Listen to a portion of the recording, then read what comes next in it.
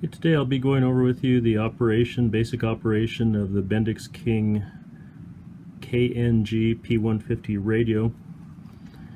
Okay, let's just go over some of the basic features and switches and buttons on this radio. Off to the side here, you see this larger rubberized button is a transmit button, and we have two smaller programmable buttons that I'll discuss a little later once we have the radio on.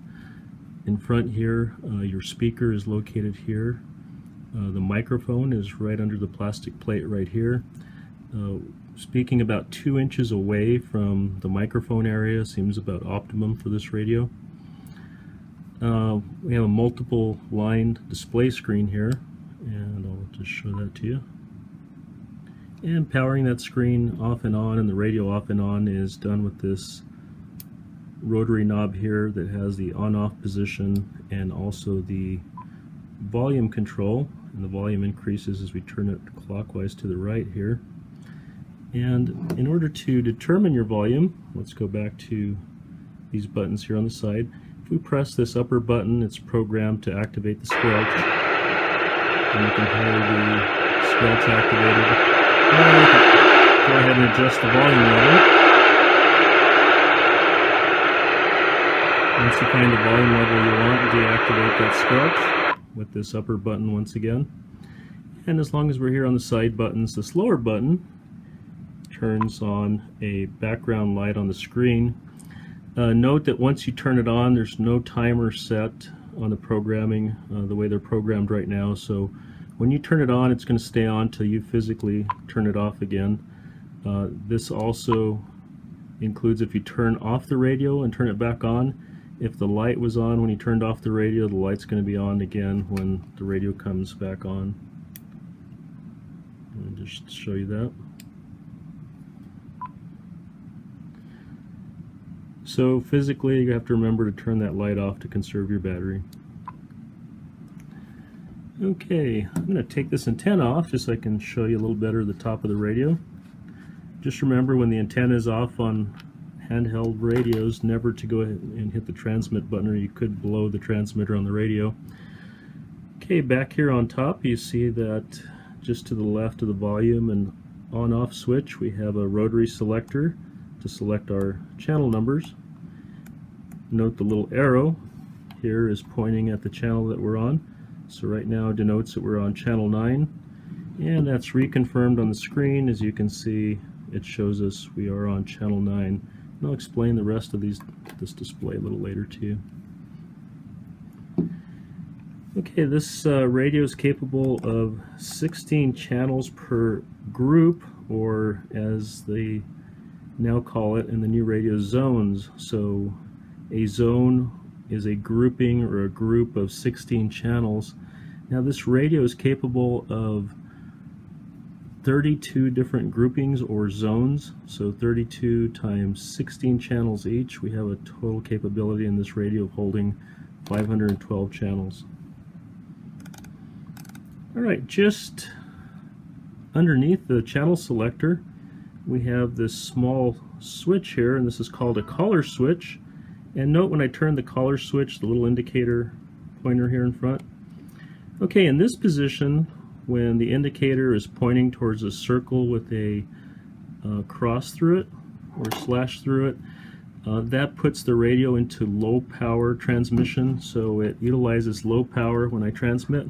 And just to show you that, I'm going to screw the antenna back on so I don't blow the transmitter.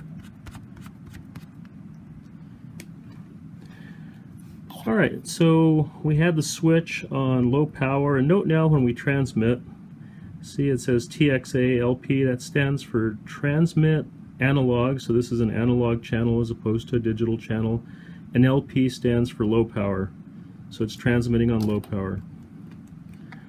Alright, I'm going to move that collar switch, and let's go ahead and move it to this position indicated by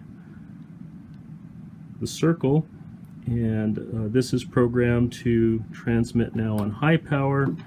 And now note when I transmit, it just shows transmit analog, but it does not denote the transmit power. In other words, it doesn't say transmit low power anymore, so if it's not in low power, it's in high power.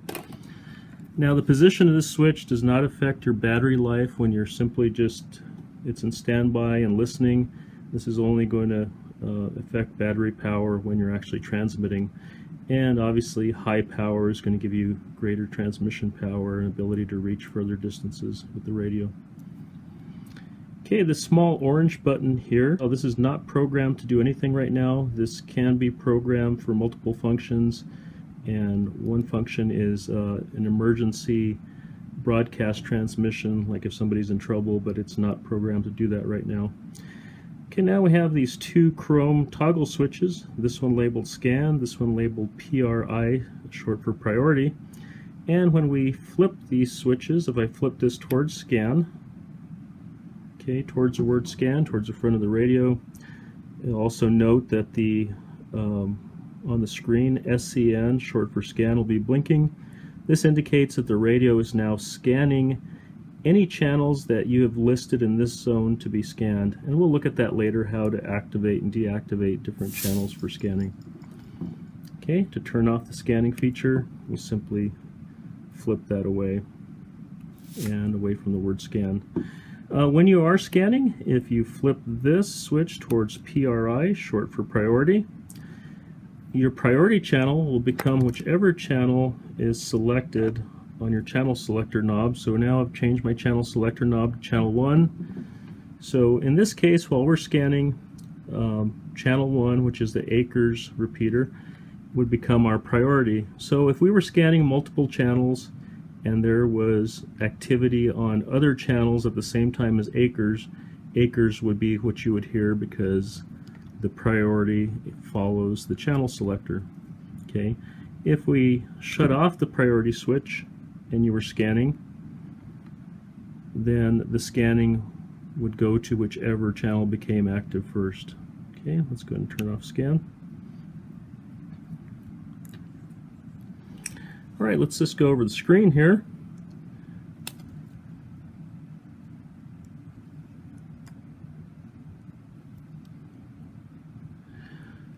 Alright, I'm going to turn on the light here just so you can see a little bit better. Okay, first on the top line it says we're in Zone 1, Channel 2, and Channel 2 is labeled as the Buckhorn repeater, and the bottom label is the zone or group that we're in, Wallowa-Whitman North. So notice on the bottom, as long as we're changing channels, we haven't changed the zone or group as we're used to thinking about it. So on the bottom it's always going to say Wallowa-Whitman North until we actually change out of Zone 1 or Group 1 to a different grouping. So let's look at how we do that. Notice here on this menu option, which lines up with this square iconed push button, it says zone. So to change zones, we're going to push this square button, and it says select a zone. Alright, and we're going to select the zone with these up and down arrows. Let me go back down the other way. Zone 2 is Wallowa-Whitman South. Zone 3, Umatilla National Forest North. Zone 4, Umatilla National Forest South. Zone 5, the Malheur National Forest Admin Group. And I'm just going to go back to Wallowa-Whitman South on Zone 2. To select this new zone, we press the Enter key. Alright, now we're in Zone 2 and currently on Channel 1, as you can see. Okay, now let's look at the battery and replacing the battery pack or individual AA batteries on this radio. Okay, this orange battery pack back here, also known as a clamshell pack, contains 8 AA batteries in it. So we can do one of two things. We can just slide off the cover just to replace the AA's, or we can remove the entire clamshell. Alright, let's look at removing the entire clamshell. Notice up here at the top we have two little tabs, this orange tab and this black tab. This black tab is actually pushes down, it's a push button, so it pushes down like that. And pushing it down allows us to remove the entire clamshell. Take note here on the clamshell when putting it back on. We have 2 slots here, 2 tabs on the battery pack. So let's start off by inserting those 2 tabs in the slots and then simply pushing hard on here till that black push button pops back up. So once again, the motion on that is simply to push it down and remove the battery pack. And using 2 fingers, compress it back in there till that pops back up. Alright, to simply get at the AA batteries, we're going to use this little orange tab, and on this one we want to push it down like that towards the radio. And this one's kind of tricky. If you push it down and try to grab the sides here and slide this way, just the friction of you squeezing on this makes it really hard to slide off this cover. So the easiest way I found to do this is take 1 finger and push down that tab, and then put a finger here in the black area, like your middle finger right there. Take your thumb here on this belt clip and just slide the belt clip downwards like that. And that's the easiest way I've found to open that up. Let's do that again. Let's push that down, put a finger here on the black portion, take your thumb and slide that cover off, and that cover just slides completely off, exposing our batteries. And let's see, 3, 4, 5, 6, 7, 8 AA batteries. And take note in putting batteries in here, they all face the same direction. So as we have the radio facing up, all the positives go here towards our left hand side. And when inserting batteries, you want to keep the strap on the bottom. It makes it easy just to pop all your batteries out of there. And you can see on the bottom of the tray it's also labeled to ensure that we do get our batteries in the proper direction, with the negative to the right and the positive to the left. So let me just refill this battery pack.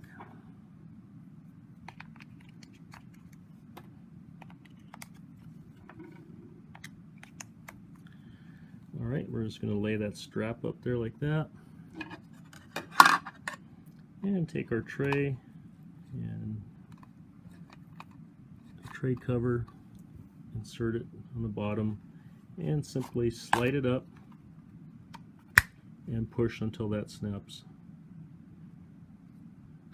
Alright, and the back here we simply have a little spring-loaded belt clip, and here on the side is a programming port for a programming or cloning cable to go onto the radio. This ends part 1. For advanced use, see part 2.